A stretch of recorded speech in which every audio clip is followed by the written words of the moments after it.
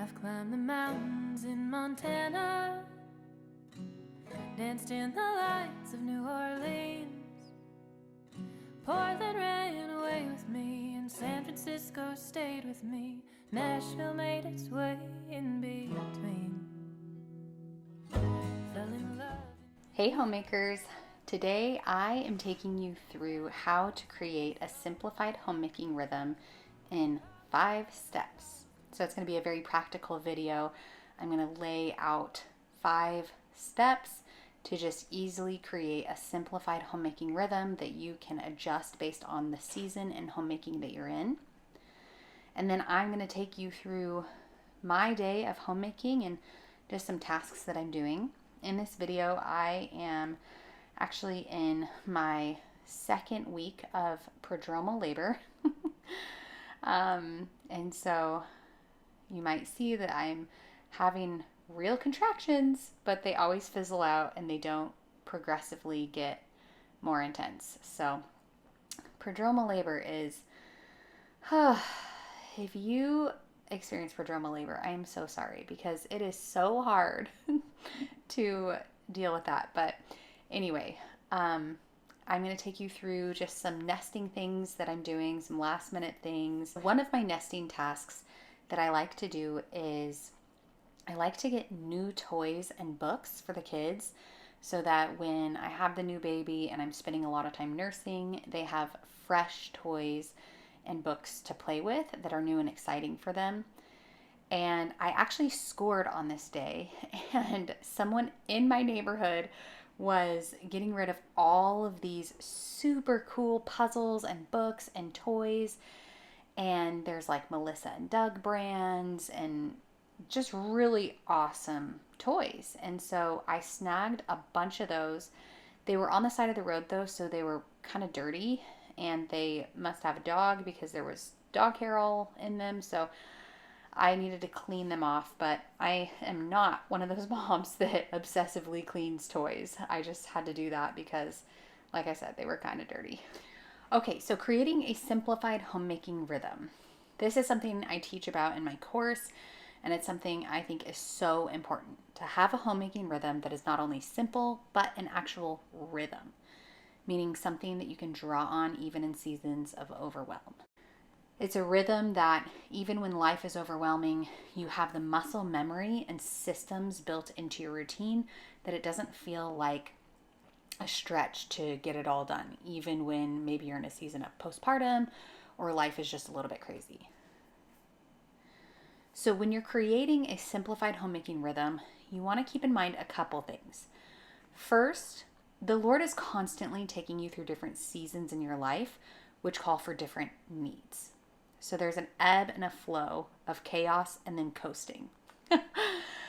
So secondly, each literal season calls for different needs in your homemaking rhythm. For example, summer calls for quick, easy, fresh meals that don't require much time or heat in the kitchen, whereas winter calls for hearty, comforting meals that warm your tummy and your soul.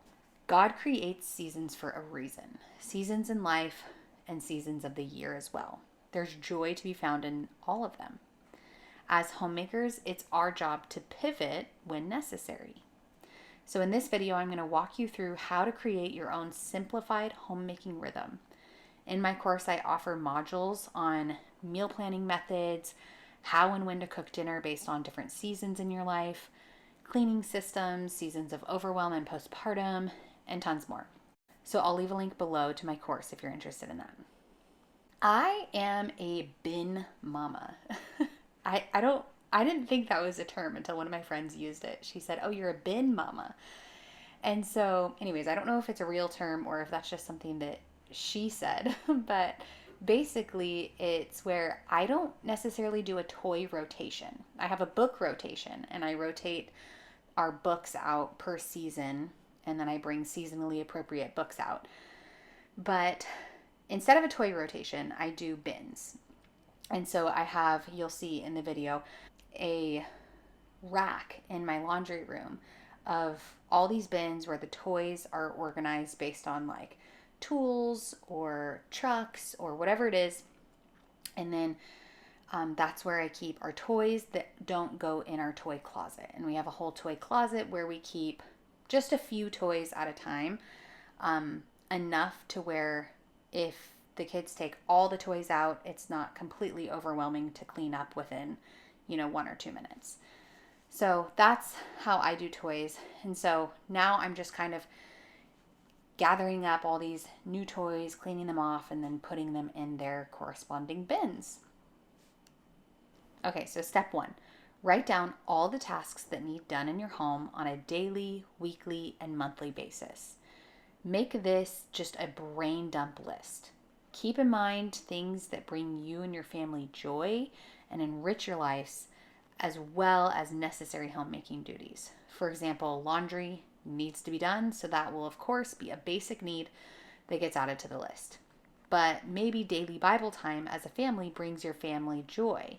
Write that down too. Step 2, prioritize the list. Consult your husband on this as you go through your list.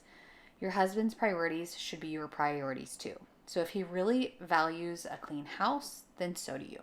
If he values a warm meal on the table each night, that becomes your top priority too. When you ask your husband, you may actually be surprised to find out what he actually values the most. And by the way, if your husband doesn't give you much of an answer when you ask him this question, you can frame it like this.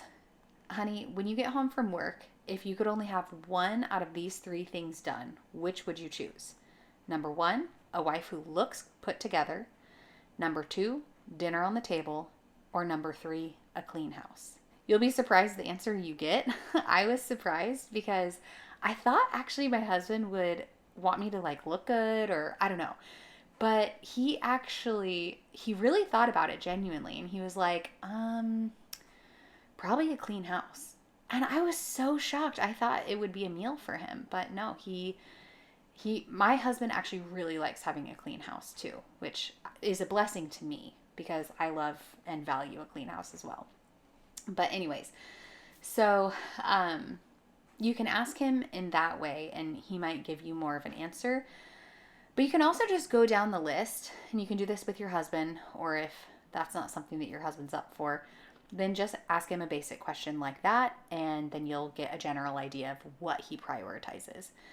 But go down your list and prioritize what your top priorities are. And that's going to make it easy when you are in a season of overwhelm to know what your priorities are. Well, the nature of labor is that you never know when you're going to go into labor, but especially prodromal labor, because you are having contractions and your body is going through all the hormonal responses of going into labor. The nausea, lack of appetite, using the restroom constantly, all of these things, those are happening for weeks. And so it always feels like, oh, it could be any second. It could be any second, And so it's just such a mind game. And I'll probably do a video on this and how I'm kind of getting through it. But basically it's hard because you are making sure that you're nesting and, your house is staying clean and tidy, or however you like it for when you have a new baby. And that all your tasks are getting done, and then you just don't go into labor. So then you just have to keep up with it, right? And you don't have to, I understand that, but you want to, right? So anyways, you're kind of just living life at this point, just everything is just so unknown. And I understand that regardless of whether you experience prodromal labor or not, this is the case, but labor just feels more imminent when you are experiencing prodromal labor. So anyways, right now, my son and I are making muffins, and I am just doing box muffins because we're doing a triple batch. And this is one of my favorite hacks for toddlers, is just getting the box muffin mix and then letting my toddler do it, pretty much by himself. He can pretty much do most of the tasks.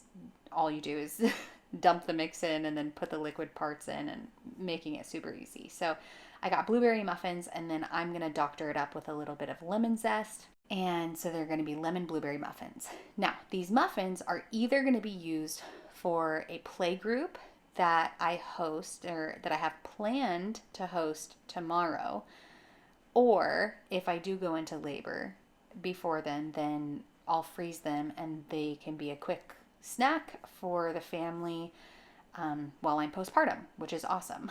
So either way, this was a task that I wanted to do, and also it's a fun little activity for my toddler to do. Okay, then step 3, determine your day's anchors. So your anchors, these are fixed things that always happen at pretty much the same general time each day. These can be wake up times, meal times, the time your husband leaves for work and gets home, school pickup times, homeschooling times. You get the idea. These will act sort of like deadlines for your day. And this is where you can plug and play all of your priorities around these times. Sometimes your anchors are actually some of your priorities on your brain dump list, but sometimes they're not. So either way, it's okay. So here I'm making my sourdough bread recipe that I have made on this channel so many times. I'll leave the recipe down below, but it's just my basic artisan sourdough loaves. I honestly, one of the things that's just getting me through this multi-week long prodromal labor is, and by the way, I had this with my daughter too, my second born. And so I learned a thing or two since then. One of the things that gets me through is just staying crazy busy. And of course I am relaxing. Don't worry. I'm absolutely taking time to relax. But during the day, it's very, very important that I just keep my body busy, keep my mind busy. And that is what helps me. So I'm making sourdough bread right now. This is going to be used for either our dinner tomorrow, or I can freeze it if I go into labor. Step 4, create a plan. If you're a schedule person, make it in the form of a schedule where, you write it all out and put it on your fridge or however you like to do it. If that's not your style, if that's not how your brain works, then do whatever works for you. But do create a plan. Even if it's just kind of a rough outline in your head, do that. If you like to, house something like this on your phone, do that. So using your anchors as a guide, plug in the priorities that you wrote down from step 1 into your day. Sometimes the priorities are your anchors, like I said. If that's the case, determine when you'll do the tasks required of those anchors. For the priorities that are not your anchors, find out where it makes sense to plug those in your day and week. All right, so you have your top priorities that you wrote down and you plugged in throughout your day. Now, the second part of step 4 is to go through all the other tasks that aren't necessarily your top priorities from step 1 and plug those in. And it really is best to write this out and have some way of determining what your top priorities are and what your non-top priorities are. This could be using a different color or highlighting your priorities, however you want to do that. Okay, now step 5. Create simplified versions of each task and priority for seasons of overwhelm. This is where you trim the fat. For example, maybe you're in a season of postpartum. You still need to cook meals, and you don't want to have to rework your entire homemaking rhythm. So what could this look like now? Perhaps you implement more of what I call my easy button meals, which are just simply meals that you can cook in 15 minutes or less using ingredients that you already have in your pantry. You're still cooking, you're still getting food on the table, but you've simplified the rhythm based on the season that you're in. Or maybe meal planning every week isn't happening in this season, so you purchase one of my pre-made 6-month meal plans so the work is already done for you. Yep, that's a shameless plug for my own meal plans, but hey, this is my channel, so I'm allowed. But you get the idea. Come up with a plan for each task ahead of time so that you're not floundering when you're actually in that season of overwhelm. One of my favorite summertime treats is watermelon with lime juice squeezed on top. That's it. Just watermelon with lime juice squeezed on top. It is so incredibly good. I could eat this for breakfast, lunch, and dinner. It's so hydrating, and especially right now with being so far along in my pregnancy, it is just like heaven. Oh, it tastes so good. It's so fresh. And the lime juice on top just totally makes it. So highly recommend.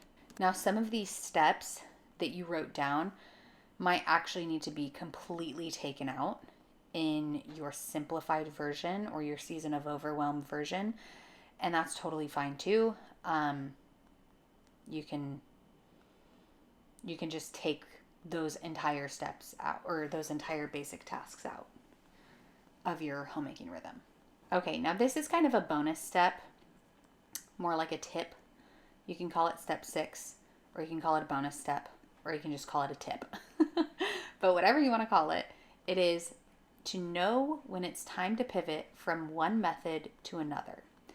Sometimes this takes discernment. I know for myself, I'm often stubborn and I don't even recognize when I'm in a season where I need to pivot. And sometimes this can be very obvious.